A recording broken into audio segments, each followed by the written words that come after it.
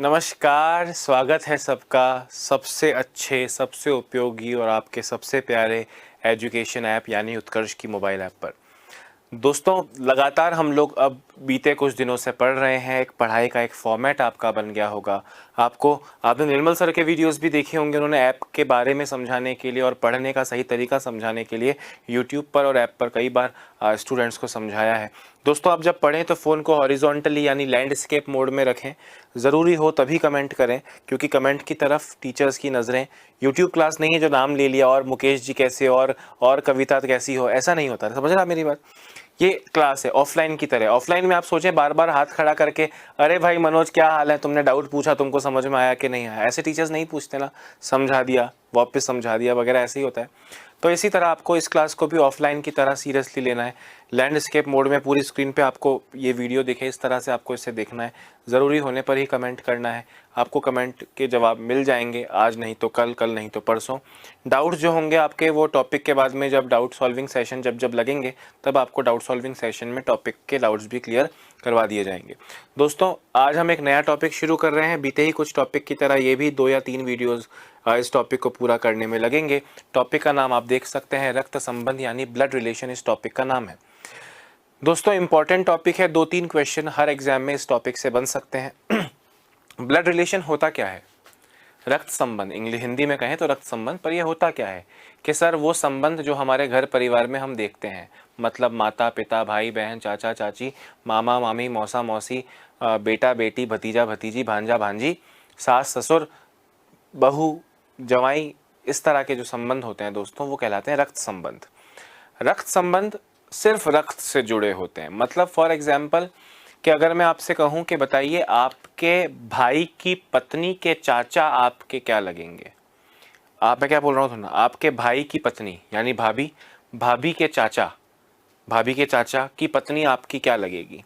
तो आप इतने दूर, मतलब आपने सोचा आपने भाई के ससुराल में आपका कोई संबंध ही नहीं। आप ये नहीं कहेंगे सर ब्याण जी लगते हैं। ब्याण जी नहीं होता। आप समझ रहे हैं कि नहीं? हिंदी की बात चल रही है। इंग्लिश देखो, इस टॉपिक का जो पहला निर्माण हुआ वो इंग्लिश में हुआ। अब इंग्लिश में प्रॉब्लम क्या है? इंग्लिश में प्रॉब्लम है कि भतीजा हो या भांजा हो, दोनों को नेफ्यू कहा जाता है। तो कई बार हिंदी मीडियम वालों के लिए भी नेफ्यू ही लिख देंगे, इंग्लिश में नेफ्यू लिख देंगे। आपको समझना है यहाँ भांजा और भतीजा दोनों चल रहे हैं। तो दोस्तों, सीमित चीज़ें होती हैं। समझ रहे हैं आप मेरी बात? साढ़ू करके कोई रिश्ता नहीं होता। इंग्लिश आपने हिंदी में होता है ना साढ़ू, के दो बहनों के जो हस्बैंड है वो आपस में साढ़ू लगते हैं। पर ये साढ़ू वाढ़ू कोई अपने रिलेशंस, ब्लड रिलेशंस में नहीं आता। ब्लड रिलेशंस में क्या आता है क्या नहीं आता है हम सब करके बात करेंगे। किस तरह के क्वेश्चंस होंगे सब बात करेंगे। पर सबसे पहली जो रिक्वायर्ड चीज़ है इस टॉपिक को पढ़ने में वो ये है कि क्या आपको सभी संबंधों की परिभाषा यानी अर्थ पता है? आपने क्लास के पहले जो नोट्स देखे दोस्तों, उसमें सभी रिश्तों की एक डेफिनेशन दी हुई है। जैसे भुआ का अर्थ क्या होता है? मुझे लगता है हम हिंदुस्तानी समाज के लोग हैं, हमें ये सब रिश्ते पता होते हैं। फिर भी अगर किसी को नहीं पता हो, हालांकि ऐसा एक भी व्यक्ति आप में से नहीं होगा जिसे ये ना पता हो भुआ क्या होता है। भाई भुआ का मतलब पिताजी की बहन, मौसी का मतलब माताजी की बहन, चाचा का मतलब पिताजी का भाई, अंकल है ना, मामा का मतलब माताजी का भाई, भांजे का मतलब बहन का पुत्र, भतीजे का मतलब भाई का पुत्र, भांजी का मतलब बहन की पुत्री, भतीजी का मतलब भाई की पुत्री, ससुर का मतलब अगर मैं लड़का हूं तो मेरी पत्नी के पिताजी ससुर होंगे और उनकी माँ ससुर होंगी, सास होंगी। एक लड़की के लिए ससुर कौन है? पति का पिता। और सास कौन है? पति की माँ। नॉर्मल सी चीजें पता है। अगर वो पता है तो समझ लो इस टॉपिक में कुछ बचा ही नहीं। जैसे आपने स्टार्टिंग से बोल रहा हूँ, आम जिंदगी से जुड़े टॉपिक हैं। दिशा परीक्षण पढ़ते हो, दाएं बाएं साउथ नॉर्थ जिंदगी से जुड़ा है। क्रम परीक्षण पढ़ा, लाइन में 10वें हो, इधर से 12वें हो, ये हो वो हो, जिंदगी से जुड़ा है। वैसे ही दोस्तों ब्लड रिलेशन भी आपकी जिंदगी से जुड़ा टॉपिक है। आपकी जिंदगी में भूआ, मामा, काका काकी, सास ससुर, दादा दादी सब हैं, तो जिंदगी से जुड़ा है। बस क्वेश्चन नहीं बनाया और हम क्वेश्चन बनाएंगे और प्रैक्टिस करेंगे। दोस्तों, जब ब्लड रिलेशन की बात करते हैं तो 3 तरह के क्वेश्चंस होते हैं।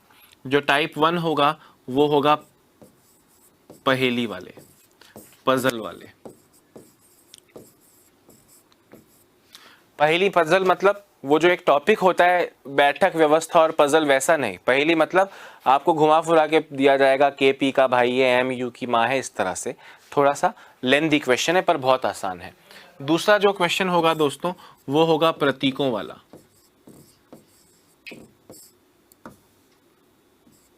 यानी सिंबल्स वाला।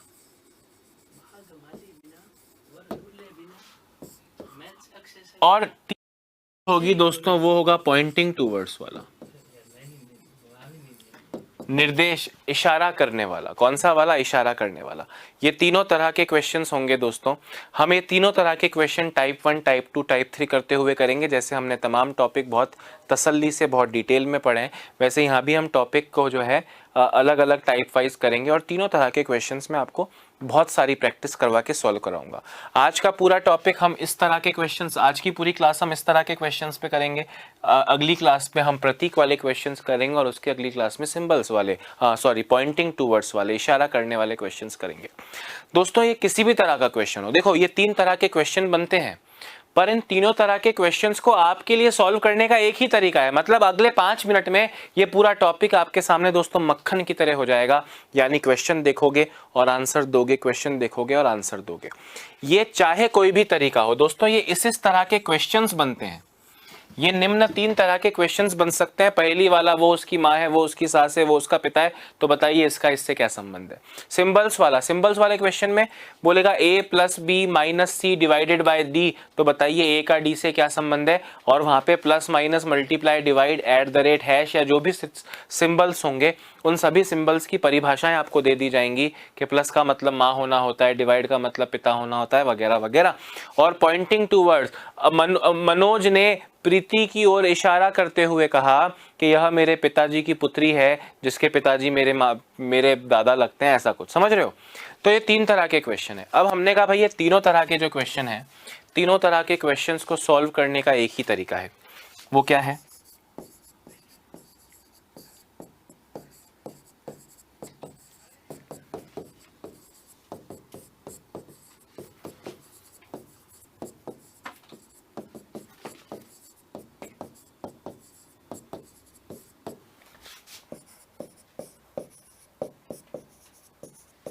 सभी तरह के प्रश्नों को हल करने का एक ही तरीका है। There is only one way to solve each and every type of question. एक ही तरीका है। और वो तरीका क्या है? वो तरीका है डायग्राम बनाना, चित्र बनाना,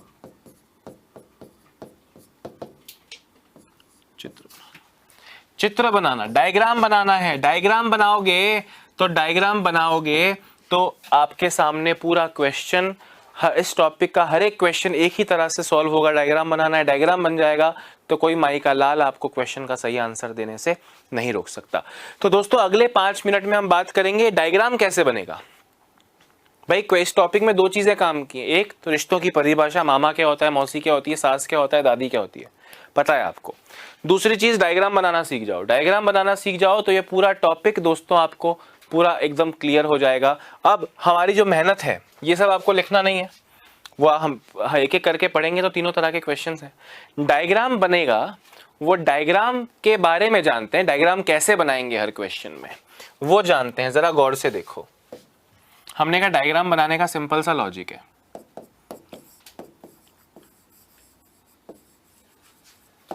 डायग्राम के लिए निम्न बातों पर ध्यान दें।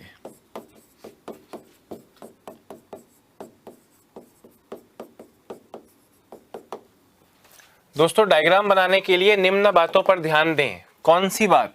कि डायग्राम बनता कैसे है। दोस्तों सबसे पहली चीज डायग्राम बनाने के लिए जो इंपॉर्टेंट है वो है जेंडर। जेंडर यानी लिंग। देखो दोस्तों, मैं पुरुष हूं या मैं स्त्री हूं, इसका मेरे रिलेशंस पर बहुत असर पड़ेगा। अगर मैं लड़का हूं दोस्तों, जैसे एक लड़की है, एक लड़की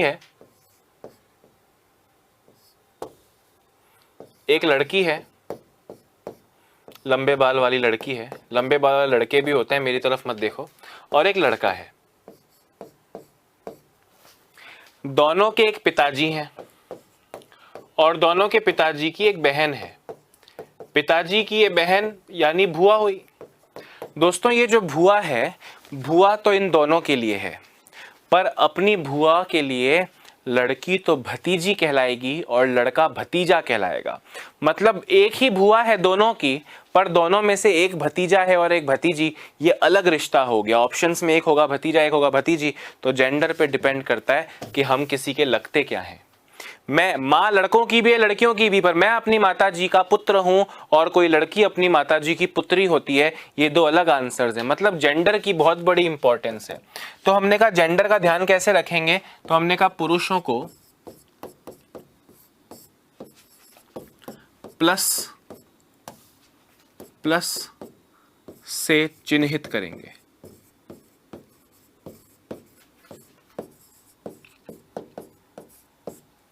प्लस से चिन्हित करेंगे। एग्जाम्पल दे रहा हूं कि अगर हमें किसी को पुरुष दिखाना है, ए किसी आदमी का नाम है ए, और अगर हम उसके ऊपर छोटा सा प्लस लगा रहे हैं तो हम दिखा रहे हैं कि ए इज अ मैन, ए एक पुरुष है।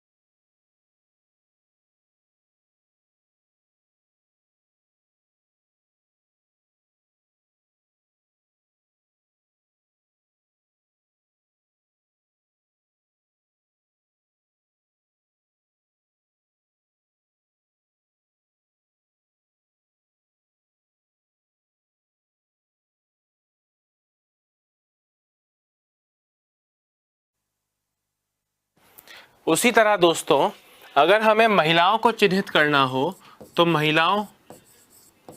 महिलाओं को माइनस से चिन्हित करेंगे। We will symbolize men by a plus and we will symbolize women by a minus। यानी अगर महिलाओं को दोस्तों दिखाना हो तो हम महिलाओं के नाम के ऊपर एक छोटा सा माइनस लगाएंगे। ये प्लस और माइनस का, गणित वाले प्लस और माइनस से कोई लेना देना नहीं है, just a way to symbolise, चिन्हित करने का तरीका है, ताकि डायग्राम में जब आप किसी के नाम के ऊपर प्लस या माइनस लगा हुआ देखो तो आपको याद आए अरे ये लड़का है, अरे ये लड़की है। समझ रहे हो? आप चाहें तो अपने अलग अलग तरीकों से सिंबलाइज कर सकते हैं। कुछ किताबों में लिखा है कि पुरुषों को गोलाई में बना दो और महिलाओं को डब्बे में बना दो। अरे इट्स ओके, किसी भी एक तरह से सिंबलाइज करना है, आपका मेरा तरीका सेम होना चाहिए ताकि मैं आपकी बात समझ पाऊं और आप मेरी बात समझ पाए। अच्छा, दूसरी चीज जिसका आपको बहुत महत्वपूर्ण तरीके से ध्यान रखना है, दूसरी चीज है वो है संबंध एक पीढ़ी में कैसे होते हैं।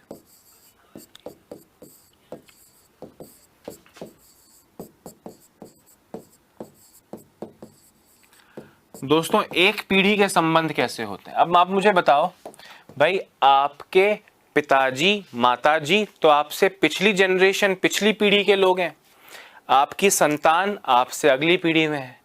आपकी पीढ़ी में, आपके घर परिवार में कौन है?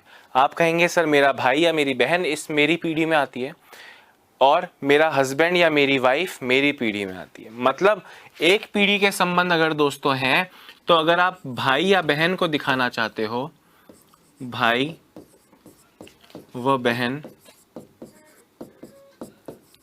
के मध्य कॉमा लगेगा, सॉरी कॉमा लगेगा, और पति व पत्नी के बीच एरो लगेगा। क्या मतलब हुआ दोस्तों, मेरा ध्यान से सुनना। इससे मेरा ये मतलब हुआ कि अगर मैं किसी को भाई या बहन दिखाना चाहता हूं तो उनके वो एक लाइन में बनेंगे, और एक लाइन में बनेंगे तो उनके बीच में कॉमा लगेगा। अगर मैं इन तीनों के बीच में कॉमा लगा रहा हूं, इसका मतलब मैं इनको भाई बहन दिखाने की कोशिश कर रहा हूं। हो सकता है ये तीनों भाई हों तो तीनों के ऊपर प्लस लग जाएगा, हो सकता है ये तीनों बहनें हो तो तीनों के ऊपर प्लस लग जाएगा, हो सकता है दो भाई हो एक बहन हो। तो वो जेंडर का काम है कि भाई कौन बहन कौन, पर सिबलिंग सगे भाई बहन होने में हम कॉमा लगाएंगे। उसी तरह दोस्तों पति पत्नी अगर हम दिखा रहे हैं तो हम ए और बी के बीच में अगर इस तरह एरो लगाएंगे तो हम ये दिखाना चाह रहे हैं कि ए और बी भाई बहन नहीं है, वो पति पत्नी है।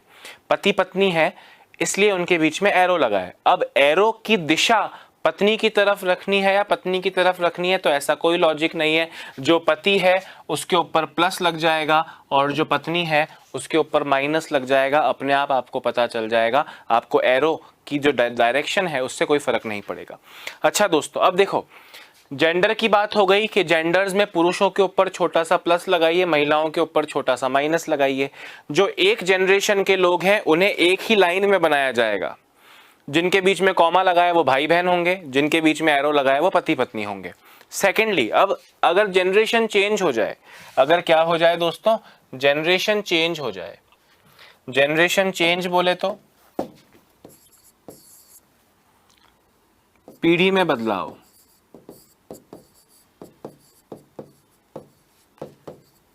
तो हमने कहा सिंपल सी बात है भाई, इसमें घबराने की बात नहीं है। पहले वाली जो जनरेशन है, पीढ़ी है, वो ऊपर बनेगी,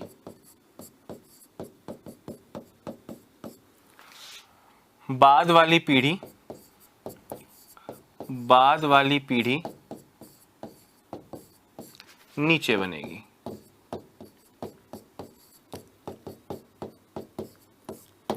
एग्जाम्पल दे रहा हूं, देखना कि जो माता पिता होंगे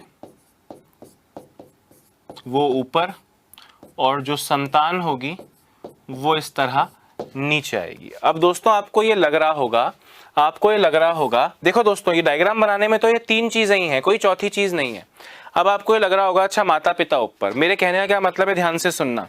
सपोज करो ए और बी भाई बहन है तो उनके बीच में कॉमा लग गया, जो भाई है उसके ऊपर प्लस, जो बहन है उसके ऊपर माइनस। ए के अगर पिताजी हैं, सपोज करो एक्स, और माताजी हैं वाई, तो पिता और माता यानी ये दोनों तो पति पत्नी, इनके बीच में एरो लग गया। इनकी संतान ए है तो बी भी इन्हीं की संतान होगी। सपोज करो मैं यहाँ बी एक लड़की है, एरो के साथ में यहाँ लिख रहा हूँ सी, तो लड़की है उसका विवाह हुआ है सी नाम के लड़के से। और सपोज करो कोई पी यहाँ पे लिख रहा हूँ, ए से उसकी शादी हुई है, ए लड़का है तो पी लड़की हो जाएगी, यानी पी और ए पति पत्नी, बी और सी पति पत्नी। एक्स और वाई के बच्चे तो ए और बी हैं, अब बच्चों की शादी जिनसे हुई है वो जमाई और बहू हो जाएंगे। अब सपोज करो ए का बच्चा बनाता हूं मैं, ए का बच्चा बनाता हूं सपोज करो यू, और वी और जेड, दोनों के ऊपर माइनस है, दोनों के ऊपर, इसके ऊपर प्लस है, मतलब यू इन दोनों का भाई है, ये दोनों यू की बहनें हैं। अब ये बहनें हैं और ए के बच्चे हैं, ए के बच्चे हैं तो पी के भी बच्चे हुए। दोस्तों पी के बच्चे हुए तो ए की बहन बी है तो बी के लिए ये लोग भतीजा भतीजी हुए, और एक्स और वाई के लिए ये तीनों पोता पोती हुए। पी इनकी माँ हुई, ए इनका पिता हुआ, बी इनकी भुआ हुई और सी इनका फूफा हुआ। बात आ रही है मेरी समझ में कि नहीं? इस तरह आपको डायग्राम बनेगा कि भाई आपको लगे कि सर माता पिता ऊपर बनाएंगे तो भुआ कहाँ बनाएंगे? अरे भुआ आपसे डायरेक्टली कनेक्टेड नहीं है, आपसे डायरेक्टली कनेक्टेड आपके माता पिता भाई बहन पति पत्नी है और बच्चे हैं। भतीजा कैसे दिखेगा? तो भतीजा आपसे कनेक्टेड नहीं है, भतीजा आपके भाई से कनेक्टेड है, आपके भाई का बच्चा तो आपका भाई बनेगा आपके पड़ोस में, और उसके नीचे आप उसकी माता, उसके बच्चे आएंगे, भतीजा भतीजी दिख जाएगा। दादा दादी कैसे दिखेंगे? तो दादा दादी आपके कुछ नहीं लगते, आपके माता पिता हैं, और उनके भी माता पिता आपके दादा दादी लगते हैं।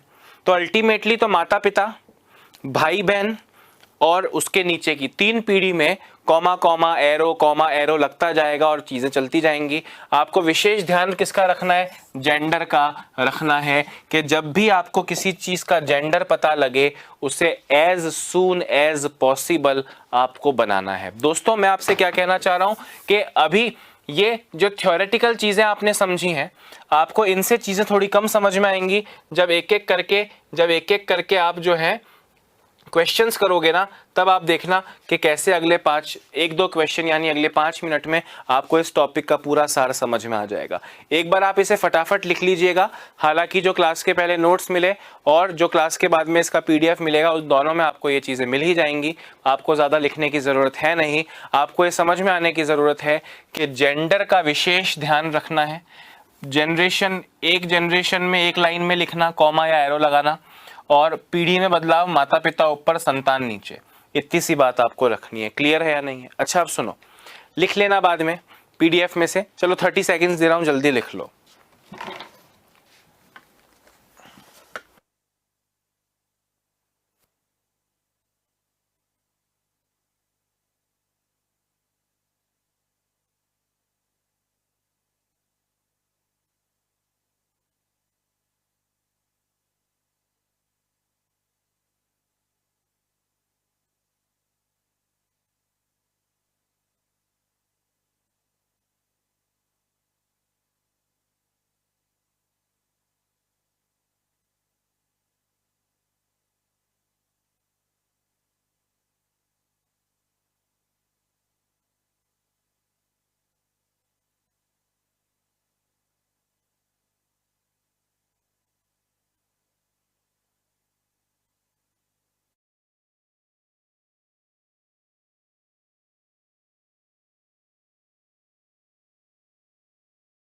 दोस्तों अब देखो, अब हमारे सामने क्वेश्चन आएगा। मैंने आपको बताया 3 तरह के क्वेश्चन है, पजल वाले, प्रतीक वाले, सिंबल वाले। ये हम फर्स्ट क्लास में कर लेंगे, यानी आज हम इसको करेंगे, कल हम इसको करेंगे, और उसके अगली क्लास में हम इसको करेंगे। मतलब 3 क्लास में तीनों तरह के जो टाइप्स हैं वो हो जाएंगे। अब सबसे पहला देखो दोस्तों, जो पहली वाला मैंने आपको बताया, टाइप 1, गौर से देखो। आपके सामने क्वेश्चन है, K is sister of S,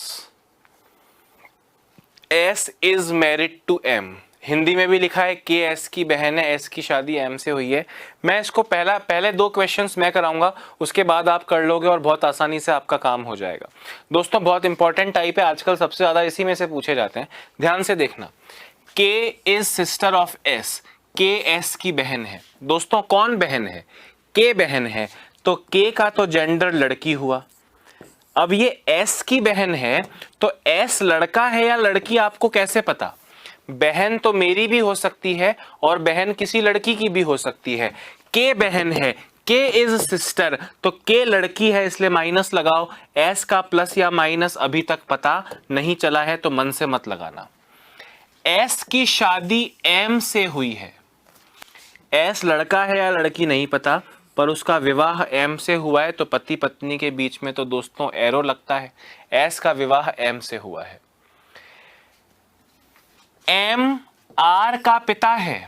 दोस्तों M पिता है मतलब आदमी है। किसका पिता है? R का, मतलब R उसकी संतान है।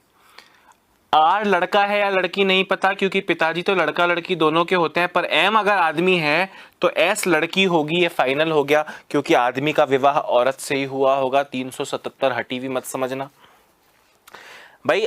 M आदमी है, पिता है, तो S औरत होगी, और अगर M पिता है R का, तो S माँ भी हो गई R की। अच्छा फिर क्या बोल रहे हैं? Q P का बेटा है। क्या आपके पास यहां कहीं पे Q या P है? नहीं, आपसे बोला Q P का बेटा है, तो Q बेटा हो गया, P उसके पिताजी है या माताजी अभी तक नहीं पता। फिर आपसे बोल रहे हैं S P की मां है, S P की मां है, एस पी की माँ नहीं है दोस्तों, एस पी की सास कर दो इसको, इंग्लिश में मदर इन लॉ लिखा है, क्या कर दो इसको, सास। एस पी की सास है। अच्छा अब मुझे बताओ, एस पी की सास है, हमने कहा ठीक है इसको बाद में यूज कर लेंगे।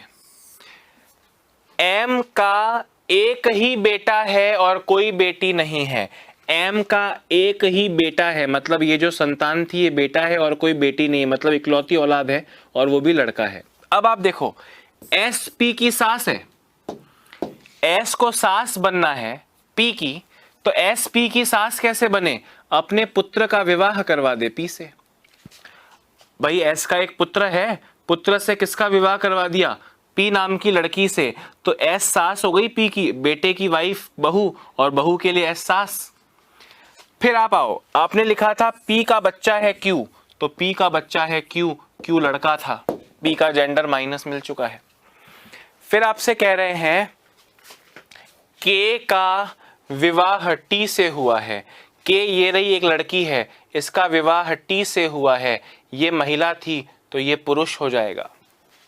अब आपसे क्या कह रहे हैं सुनना, एन के की बेटी है, एन किसकी बेटी है, के की बेटी है, तो एन बेटी हो गई, किसकी बेटी हो गई, के की बेटी हो गई। आपसे पूछ रहे हैं question, how is P related to M, P M से कैसे संबंधित है। दोस्तों पी एम से कैसे संबंधित है, आप मुझे ध्यान से सुनना। पी और एम, एम का एक बेटा है, बेटे की पत्नी यानी पुत्रवधू, पुत्रवधू के लिए एम ससुर लगा, यानी एम तो है ससुर, एम तो है ससुर, और पी है डॉटर इन लॉ यानी पुत्रवधू। अब यहां पे आपको एक कंफ्यूजन हो सकता है कि आपसे पूछा है पी एम से कैसे संबंधित है, तो पी एम से कैसे संबंधित है में आंसर एम वाला ससुर देना है कि पी वाला पुत्रवधू देना है। तो इसके लिए इस बात को ध्यान से सुनना, मैं समझा रहा हूं, इसको दोबारा समझा दूंगा, कमेंट ये मत करो सर दोबारा सर दोबारा सर दोबारा, जो समझा रहा हूं पहले उसे भेजे में जाने दो, दोबारा मैं आपके बिना बोले समझा दूंगा। पी एम से कैसे संबंधित है, टू एम, तो दोस्तों ये एम वाला आंसर नहीं देना है, एम से तो से वाला आंसर नहीं देना है, पी वाला आंसर देना है। पी कौन है, पी पुत्रवधू है, तो डॉटर इन लॉ पुत्रवधू आपका करेक्ट आंसर होगा।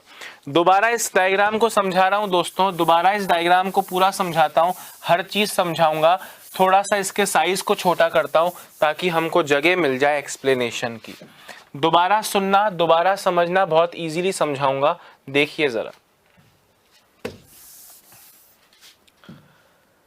आपसे कह रहे हैं के इज सिस्टर ऑफ एस, के एस की बहन है, तो आपने के को बहन बना दिया एस की, एस का जेंडर नहीं पता, एस की शादी एम से हुई, एस की शादी एम से हुई, दोनों में से कौन पति कौन पत्नी नहीं पता।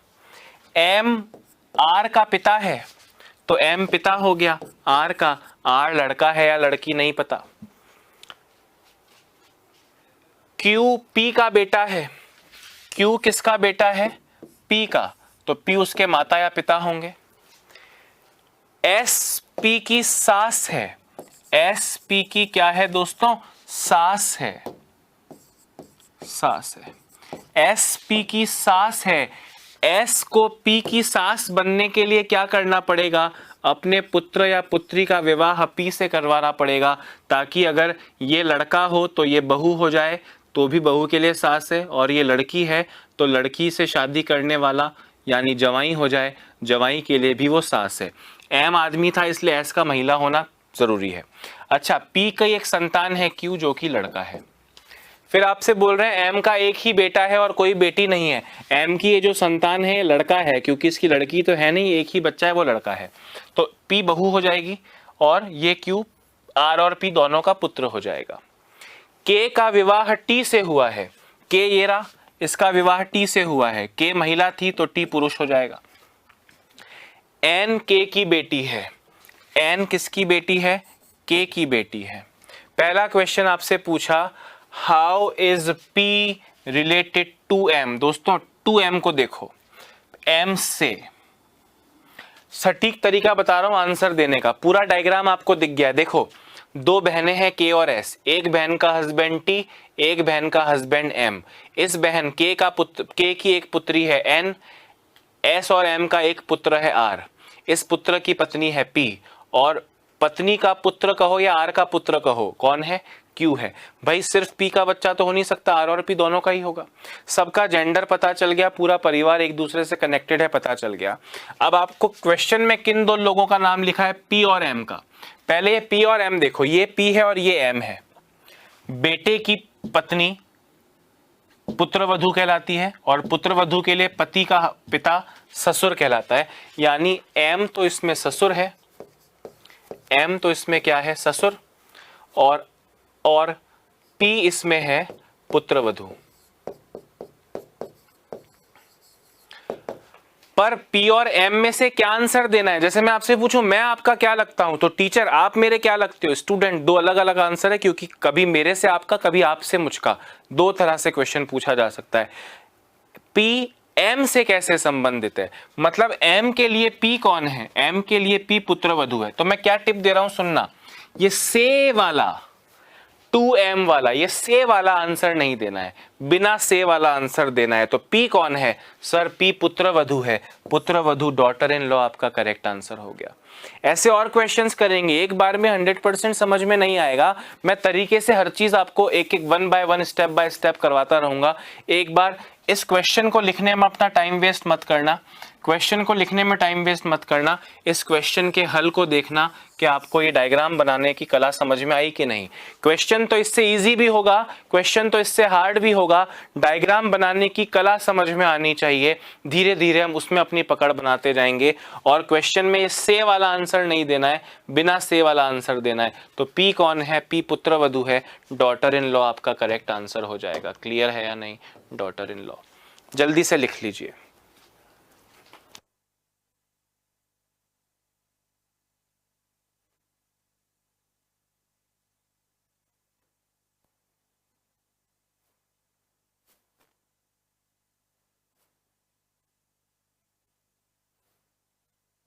देखो इसको आपको लिखने में टाइम वेस्ट नहीं करना है, लिखने में टाइम वेस्ट नहीं करना है, पीडीएफ में से देख लेना जरा। देखो अगला क्वेश्चन, सेम क्वेश्चन है, वही वाली पजल है, उस पे ही सेकंड क्वेश्चन पूछा है। हाउ इज के रिलेटेड टू आर? के का आर से। तो दोस्तों के और आर कौन कौन है? के और आर कौन कौन है? के ये रहा, आर ये रहा। बहन का पुत्र भांजा और माता की बहन मौसी। के मौसी है, आर भांजा है। के मौसी है, के तो है मौसी, और आर है भांजा। पर आंसर कौन सा देना है? मौसी वाला देना है या भांजे वाला देना है? आर से 2R, तो आर वाला आंसर नहीं देना है, के वाला आंसर देना है। के कौन है? सर के मौसी है, मौसी का मतलब आंटी है, तो आंटी आपका करेक्ट आंसर हो जाएगा। हालांकि मौसी कहें तो ज्यादा करेक्ट होगा, पर क्योंकि अंग्रेजी में इस टॉपिक का गठन हुआ है तो कई बार मौसी की जगह आंट मिल सकता है, आंट की जगह मैटरनल आंट भी कहा जा सकता है। दोस्तों ये आपको समझ में आया? उस पीछे वाले हिस्से पे ही दो क्वेश्चन पूछे गए थे, बात आ रही है समझ में?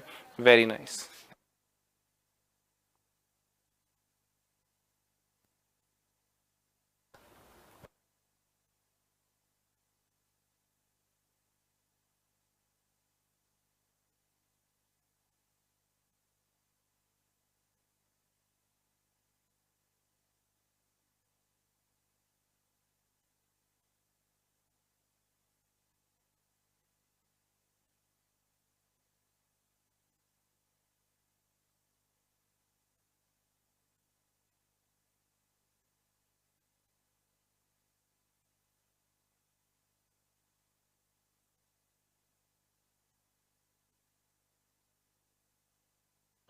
दोस्तों अब एक क्वेश्चन आपको मैं और सॉल्व करके दिखाता हूं, जरा देखिए। इस क्वेश्चन को देखो,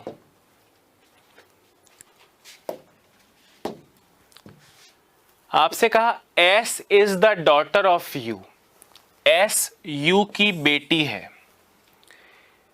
वी के केवल 2 बच्चे हैं एस और वाई, पी बी का भाई है, वाई का विवाह डी से होता है, वी की केवल 2 बेटियां हैं, जे यू की माँ है, Y is married to D. V की केवल 2 बेटियां हैं, V has only 2 daughters, J U की माँ है, J is the mother of U, P का विवाह एस से होता है, P is married to S, J is married to L, J का विवाह एल से होता है, वी टी का पुत्र है। दोस्तों हमको इसका डायग्राम बनाना है, क्वेश्चन के साइज को थोड़ा छोटा कर दिया मैंने और हम क्वेश्चन का डायग्राम बनाने पे फोकस करते हैं। जरा देखिएगा इसी डायग्राम पे, जैसे पिछले वाले पे 2 क्वेश्चन थे, इस पे भी 2 क्वेश्चन है, तीसरा और चौथा, जिसका आंसर आपको देना है। क्वेश्चन देखो, S is the daughter of you, S is the daughter of you, S किसकी पुत्री है? यू की। दोस्तों एस पुत्री है, बेटी है किसकी? यू की। तो यू माताजी है या पिताजी, ये मुझको नहीं पता। अच्छा, वी के केवल 2 बच्चे हैं एस और वाई, किसके बच्चे? वी के केवल 2 बच्चे हैं एस और वाई। दोस्तों एक बात मुझको बताओ कि एक लड़की है एस, उस पे 2 लोग ये कह रहे हैं कि वो मेरी संतान है, एक यू भी कह रहा है कि वो मेरी संतान है और एक वी भी कह रहा है कि वो मेरी संतान है। आप मुझे बताओ एक लड़की, भाई एस का जेंडर तो यहां से कुमाइना से मैंने कॉपी कर लिया, मुझे बताओ एक लड़की किन 2 लोगों की पुत्री होगी? आप कहोगे सर अगर वो 2 लोग शादी कर ले तो वो एक लड़की उन दोनों की पुत्री कहलाएगी, यानी ये यू और ये वी पति पत्नी होंगे। कौन पति कौन पत्नी पता नहीं, पर एस दोनों की संतान तो तभी बनेगी ना। अच्छा, और एस के अलावा और कौन संतान है? वाई भी संतान वी की है, मतलब एस और वाई दोनों जो हैं वो लड़कियां होंगी, दोनों इन दोनों के बच्चे होंगे। वाई का जेंडर नहीं पता। पी बी का भाई है, पी किसका भाई है? बी का भाई है। ध्यान से सुनना, पी भाई हो गया बी का। अभी पी और बी यूज नहीं आया, पता नहीं कहां आएंगे। वाई का विवाह डी से होता है। दोस्तों वाई का विवाह डी से होता है, तो वाई का विवाह डी से करवा दिया। वी की केवल 2 बेटियां हैं। दोस्तों वी की केवल 2 बेटियां हैं, मतलब ये दोनों बेटियां हैं, कोई बेटा फेटा नहीं है, तो वाई का जेंडर लड़की हो गया। वाई का जेंडर लड़की तो डी का जेंडर लड़का। जे यू की मां है, यू की मां कौन है? जे है। पी का विवाह एस से होता है, एस से विवाह किसका होता है? पी का। अब एस महिला थी तो पी लड़का होगा, कंपलसरी है। जे का विवाह एल से होता है। दोस्तों जे का विवाह एल से होता है, तो जे महिला है तो एल आदमी हो जाएगा, और पी का, पी भाई था बी का, मतलब यहां पे बी भी आएगा, लड़का या लड़की नहीं पता। ठीक है। अच्छा, जे का विवाह एल से होता है, वी टी का पुत्र है, वी पुत्र है, किसका पुत्र है? वी पुत्र है टी का, टी का जेंडर नहीं पता, वी पुत्र है तो यू को लड़की होना पड़ेगा, तभी इन दोनों की शादी हो पाएगी। अब दोस्तों ध्यान से देखो, एल और जे एक पति पत्नी है, उनमें से एक, उनमें उनकी बेटी है यू, बेटी का हस्बैंड है वी, उस हस्बैंड के माता या पिता टी हैं, इन दोनों की संतान है एस और वाई, वाई का घर डी ने बसाया, एस का घर पी ने बसाया, और पी का एक भाई या बहन बी भी है। अच्छा, अब आपसे बोल रहे हैं who among the following is the father of you, निम्न में से कौन यू का पिता है? दोस्तों यू का पिता कौन है? यू का पिता कौन है? यू का पिता तो एल है, यू का पिता एल है, एल यानी ऑप्शन नंबर 4 आपका करेक्ट हो जाएगा। समझना भैया, डायग्राम बनाने पे पकड़ बनाओ, प्लस माइनस कहाँ लगाना है, किसको लड़का लेना है, किसको लड़की बनाना है, सब ध्यान से देखो। एस यू की बेटी है तो एस बेटी हो गई किसकी? यू की। वी के 2 बच्चे हैं एस और वाई, वी के 2 बच्चे हैं एस और वाई। ध्यान से सुनना, एस पे वी भी क्लेम कर रहा है कि मेरी औलाद है, और एस पे यू भी क्लेम कर रहा है कि मेरी औलाद है, तो मुझे यू और वी की शादी करानी पड़ेगी, तभी तो दोनों की एक ही औलाद होगी, कॉमन औलाद होगी। और एस का भाई या बहन वाई भी होगा। समझ रहे हो बात को कि नहीं? अब यू में से कौन आदमी है कौन औरत है पता नहीं। फिर आपसे बोल रहे हैं पी बी का भाई है, यहाँ पे पी और बी तो है नहीं, तो मैंने पी को भाई बना दिया बी का जेंडर नहीं पता।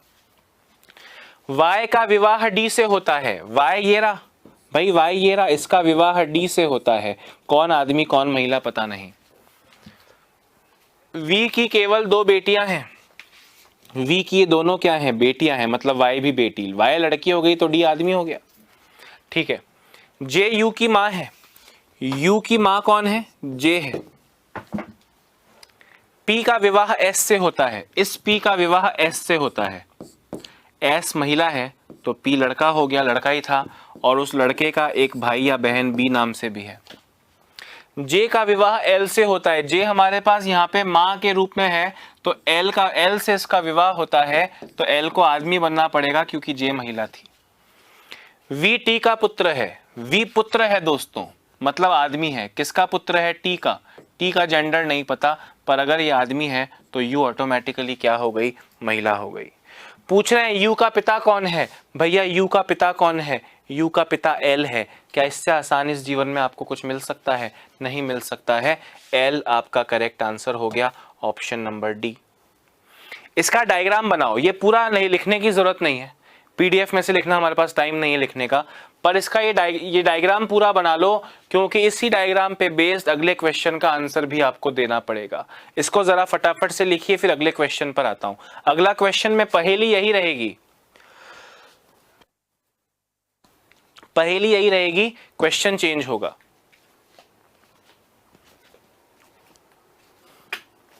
दोस्तों आपको लग रहा होगा कि सर आपने शुरुआत ही डिफिकल्ट क्वेश्चन से की है, तो दोस्त आप जब कंपटीशन एग्जाम के लिए पढ़ोगे तो there is nothing difficult, there is nothing easy, कुछ आसान और मुश्किल नहीं है, सब चीजें समझ में आ जाएंगी, लगातार बने रहोगे तो। एग्जाम में जो काम का है वो बता रहा हूं। अगर मैं मूर्खों की तरह आपसे क्वेश्चन में बोलता कि यूपी का पति है, यूपी का पति है, एसपी की मां है, बताइए यू एस से कैसे संबंधित है।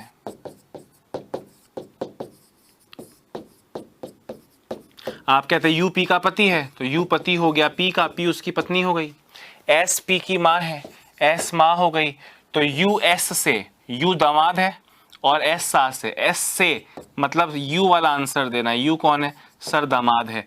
पर मैं इतना इजी क्वेश्चन क्यों पूछूं जब एग्जाम में ही नहीं आ रहा। आप डायग्राम में उलझोगे, इसलिए तो उलझन भरा ही डायग्राम सिखा रहा हूं डायरेक्टली। मुझे पता है कि हम डायग्राम बनाने में उलझेंगे, और उस उलझन से निकल गए तो इजी तो अपने आप कर लोगे अगर कभी देख लिया तो। आप इस उलझन में फंसो, इसीलिए मैंने उलझन वाला ही क्वेश्चन आपको दिया है दोस्तों। ये आपका डायग्राम पूरा बना लो फटाफट से, इस पे बेस्ड अगला क्वेश्चन करना है। 2 बार मैंने बना के दिखा दिया, आंख फाड़ के देखोगे। अगर कमेंट करते हैं कुछ लोग, मैं पहली बार ही समझा रहा हूँगा और मेरे भाई कमेंट कर रहे हैं सर दोबारा, अरे पहली बार खत्म होता है, उसके बाद दोबारा होता है, और तुम्हारे बिना बोले ही दोबारा होगा। आप कमेंट करो ही मत, क्योंकि मेरी नजरें नहीं जाएंगी। आप फोन को हॉरिजॉन्टल मोड में रखो, लैंडस्केप जिसे कहते हैं, लैंडस्केप मोड में रखो, चौड़ाई वाला। लंबा खड़ा रखोगे फोन को तो नहीं, चौड़ाई में, लैंडस्केप मोड टेक्निकली जिसे कहते हैं। बस वीडियो देखो, आनंद लो उसका, समझो। जो चीज़ समझ में नहीं आएगी, विश्वास करो सारे गुरुजी आपके एक्सपीरियंस्ड हैं, अपने आप पता है कौन सी चीज़ 2 बार समझाने में आएगी, कौन सी चीज़ 1 बार में। 2 बार समझा दिया, अगला क्वेश्चन आपको करना है। सेम क्वेश्चन है दोस्तों, who among the following is the sister in law of B. निम्न में से कौन बी की भाभी है। दोस्तों बी की भाभी कौन है, डायग्राम में देखो, बी की भाभी मतलब भाई की पत्नी, बी का भाई पी, उस भाई की पत्नी एस, तो बी की भाभी कौन हो गई, बी की भाभी हो गई एस, ऑप्शन 2 एस आपका करेक्ट आंसर हो जाएगा। तो बी की भाभी पूछा था, बी की भाभी कौन हो जाएगी मेरे भाई, एस हो जाएगी। कौन हो जाएगी, एस हो जाएगी।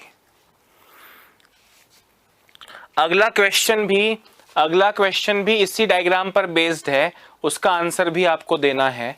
अगला क्वेश्चन भी इसी डायग्राम पर बेस्ड है और उसका भी आंसर आपको देना है ना। क्या पूछ रहे हैं देखो, how is V related to P, V P से। तो दोस्तों V P से, तो पहले देखो V कौन है, V ये रहा और P कौन है, ये रहा। V एक आदमी है, उस आदमी की एक बेटी है और उस बेटी का हस्बैंड है P। बेटी का हस्बैंड क्या होता है, दामाद होता है। यानी P दामाद है और उस दामाद के लिए V लड़का है, आदमी है, इसलिए ससुर है। P दामाद V ससुर, P दामाद और V ससुर। क्या बोल रहे हैं भैया, P तो है दामाद और V है ससुर। अब हमको आंसर दामाद देना है कि ससुर देना है। हमने कहा P से, तो से वाला आंसर नहीं, V वाला आंसर देना है। टू वाला आंसर नहीं देना है, V वाला आंसर देना है। तो V कौन है, ससुर है। ससुर मतलब father in law, father in law आपका करेक्ट आंसर हो जाएगा, ऑप्शन नंबर 1। तो दोस्तों पहला क्वेश्चन था ये वाला, के सिस्टर है एस, मुश्किल लगा, डायग्राम बनाने में थोड़े पसीने आए।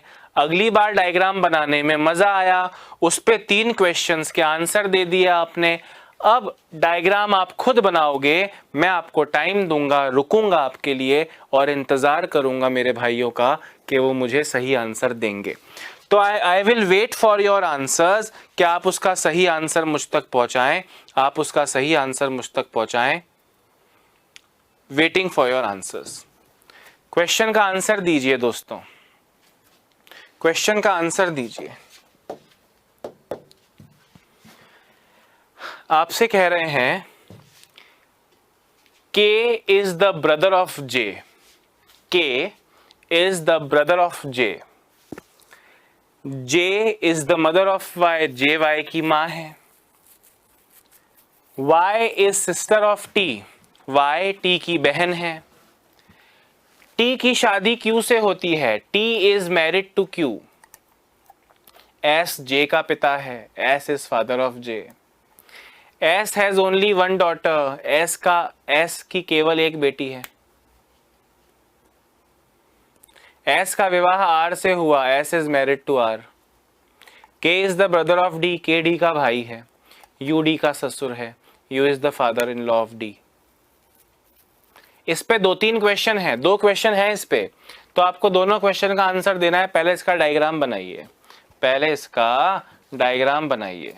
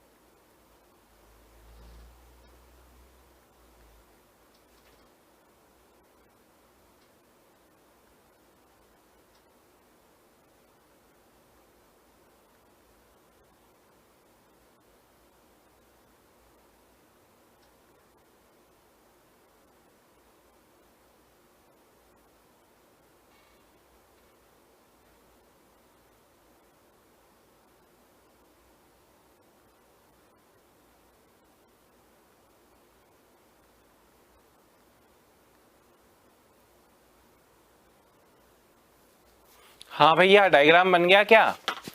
देखो डायग्राम कितना सिंपली बन सकता है। क्वेश्चन को थोड़ा छोटा कर दिया, ठीक है। के जे का भाई है, तो के भाई हो गया, जे का जेंडर नहीं पता। जे वाई की माँ है, तो जे माँ हो गई, किसकी माँ हो गई? वाई की। वाई टी की बहन है, तो वाई बहन हो गई किसकी? टी की। टी की शादी क्यू से होती है, तो टी को शादी करा दो क्यू से, लड़का कौन लड़की कौन पता नहीं। एस जे का पिता है तो जे का पिता हो गया एस, अब जे का तो के का भी पिता ही होगा एस। एस की केवल एक बेटी है दोस्तों, एस की केवल एक बेटी है। हमने कहा ठीक है बेटी है, तो एस की केवल एक बेटी है, ठीक है। एस जे का पिता है, एस जे का पिता है, ठीक है। फिर आपसे कह रहे हैं के डी का भाई है। के किसका भाई है? डी का भाई है। अब दोस्तों डी का जेंडर नहीं पता, पर आपसे बोला था एस की केवल एक बेटी है, तो बेटी एक ही है तो डी लड़का ही होगा, सब लड़के ही होंगे जे के अलावा, ठीक है। एस का विवाह आर से होता है, एस का विवाह किससे हो गया? आर से। के डी का भाई है, के किसका भाई है? डी का भाई है, हमने लिख लिया वो तो। यू डी का ससुर है। दोस्तों डी का ससुर कोई कैसे बनेगा? डी की एक पत्नी होगी, एक खूबसूरत पत्नी होगी, और उस पत्नी के पिताजी जो होंगे वो ससुर कहलाएंगे, और वो यू है ससुर जी। इस लड़की का नामांकरण अभी तक नहीं हुआ, नहीं हुआ। सुनना ध्यान से, आपने क्या बनाया डायग्राम, कितना सिंपल बनाया। के जे का भाई है तो के भाई हो गया जे का, जे का जेंडर नहीं पता। जे वाई की माँ है तो जे माँ हो गई वाई की, वाई का जेंडर नहीं पता। वाई टी की बहन है तो वाई बहन हो गई टी की, टी का जेंडर नहीं पता। टी की शादी क्यू से होती है, दोनों में का जेंडर नहीं पता। एस जे का पिता है तो जे का पिता हो गया एस। एस की केवल एक बेटी है, यानी ये बेटी इकलौती है, और बच्चे हैं तो सब लड़के हैं जे के अलावा। एस का विवाह आर से हुआ, एस का विवाह आर से हुआ, एस आदमी है आर महिला हो गई। के डी का भाई है, के किसका भाई है? डी का, डी का जेंडर नहीं पता, पर बेटी तो एस की इकलौती है तो इसका लड़का होना कंपलसरी हो गया। के डी का भाई है, हो गया ना।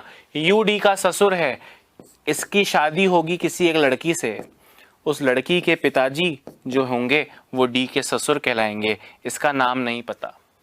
कंप्लीट बन गया, कंप्लीट बन गया। अभी टी और क्यू का जेंडर पता चले ऐसा कोई कथन अपने को नहीं कहा। अब आप देखो क्वेश्चन, कह रहे हैं डी का वाई से क्या संबंध है? वाई से डी का, दोस्तों सुनो, वाई कहाँ है? सर वाई ये रहा, डी कहाँ है? सर ये रहा। दोस्तों वाई के लिए माता जी का भाई, वाई की माता जे, जे का भाई डी, तो माता जी का भाई मामा कहलाता है, मतलब डी तो हो गया मामा, और उस मामा के लिए वाई लड़की है, लड़की मतलब भांजी, वाई हो गई भांजी। अब आंसर कौन सा देवें? से वाला नहीं देना है, डी वाला आंसर देना है। तो डी कौन है? मामा है, मामा यानी अंकल, अंकल यानी मामा, मामा आपका करेक्ट आंसर हो जाएगा, मामा आपका करेक्ट आंसर हो जाएगा।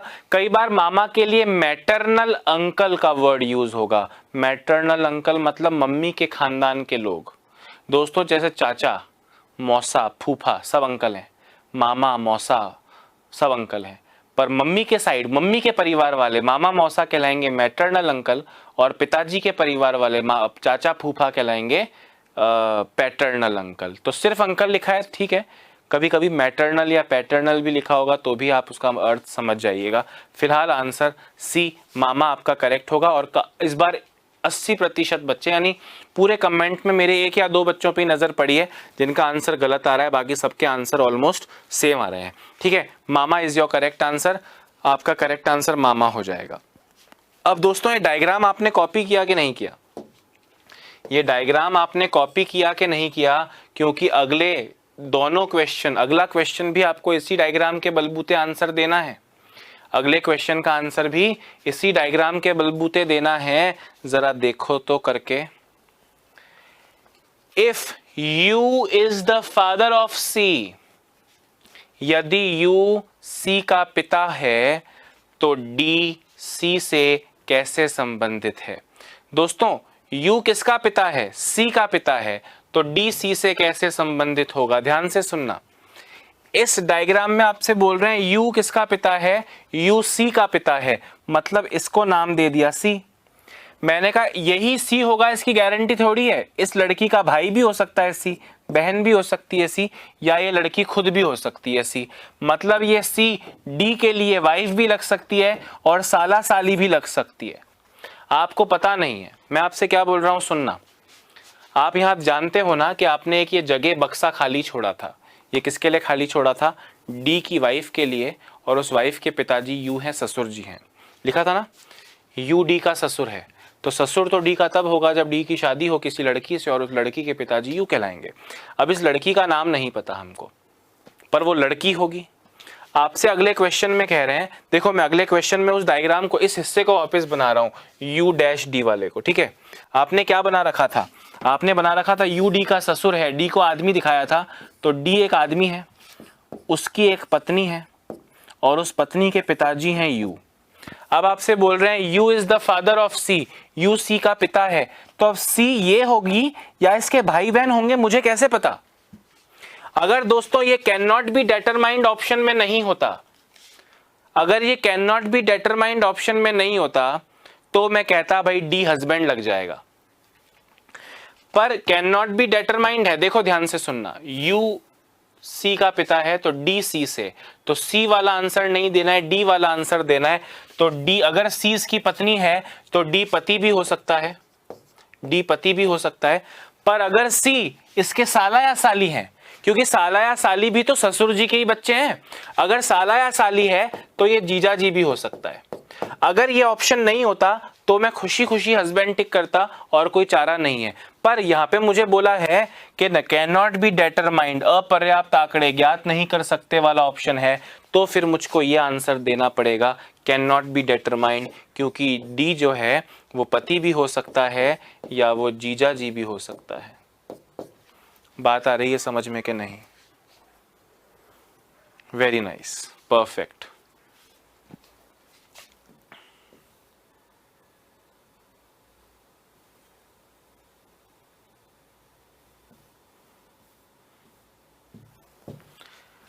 हाँ जी दोस्तों, तो दोस्तों यहाँ पे हम इस क्लास को समाप्त करते हैं।